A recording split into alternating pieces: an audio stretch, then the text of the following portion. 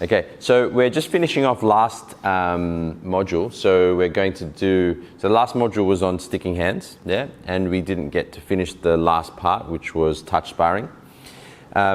Everything you do leading up to touch sparring is actually more important than touch sparring itself. So making sure that you start off doing slow, controlled looks out. Now, remember, slow, controlled looks out, making sure you're connecting forward. Slowly, both of us project forward to initiate those rolls. As the rolls happen, we start to use the state. Center, sense, sink. Notice any parts in your body that tense up so you can consciously release the tension around your structure to build that unified structure and that defensive shield that you're wanting to cultivate.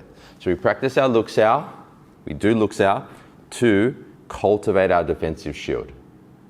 How is by doing it slowly and consciously with another person, which gives you a framework for noticing tension points. So for example, let's say I'm putting pressure on Marcus here and we're both doing both arms looks out, but just for this example, I'm turning to you guys.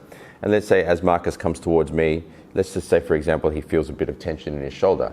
That would give him an opportunity. He'd be like, okay, great. Now I can bring my awareness, make sure I'm in my center. From there, okay, how's my intention? Okay, I'm not getting the shits that it's tense, yeah? That's the first blockage. We all go, fuck, I don't want to be tense, yeah? Rather than that, yeah, oh, I'm so grateful for this opportunity. So then Marcus can start to release that and start to build those pathways from his brain to his body and to his etheric body so he can release that tension.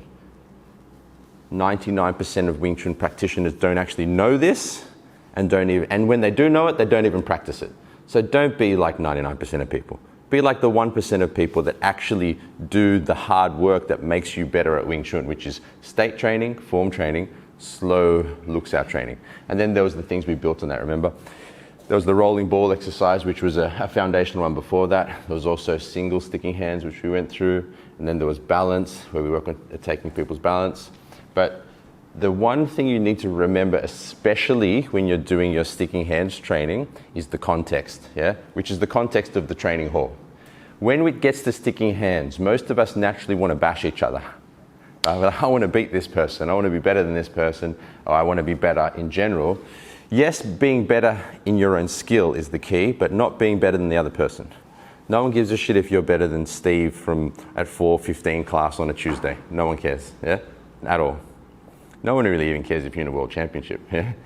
But the point is that if you keep in mind the context of the training room is skill development, which means when I am doing my balance attack, when I'm doing touch sparring or trapping work, it's just about developing the skill of the state into that framework of movement. So you always come back to state. Am I centered? Am I in my intention? Am I connecting to them? Am I sinking? Is there any tension I need to release?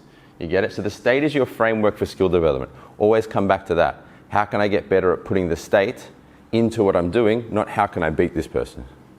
Yeah? As soon as you go into how can I beat this person, you stop developing skill and then you're stagnant or going backwards. Yeah? And with a room like this, in a school like this where everyone's getting really serious, you're not only going to be going backwards in your skill, you're going to double lose that because other people are going upwards. Does that make sense? So focus on skill development.